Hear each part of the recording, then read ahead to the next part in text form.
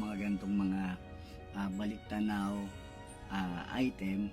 Gaya nga nito guys, 1972, April 1972 Red Cross ticket na nagkakahalagang piso, no, na ibinenta sa Torres High School, so sa Tondo, no guys, no. Bumabalik yung mga senaryo nung time din ng aking kabataan nung elementary ako guys. Ewan ko kung naalala nyo din, may pupunta sa school, no, nung elementary ako pupunta, kung saan nagbebenta naman ng mga Girl Scout and Boy Scout ticket, no.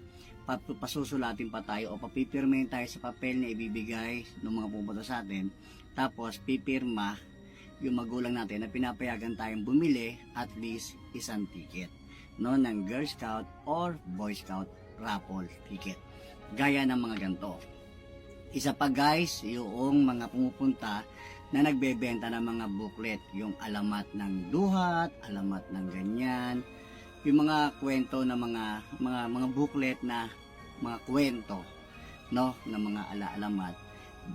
Ganoon din, papipirmihin din ang mga magulang na pinapayagang bumili ang mga estudyante ng mga booklet na yon. So kinabukasan, dala mo na yung piso or 250, no, para bumili nga nung nagustuhan mo, kasi may kyajikan ka doon kung alamat ng ganyan, kwentong ganyan, no. Yun ang mga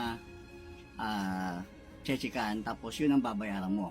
At last, ang pinaka naalala ko, yung pupunta sa school tapos may dala ng mga parang abo na panlinis nga daw ng kasirola, panlinis sa sapatos, no. Abo yun eh, sa halagang 2 pesos.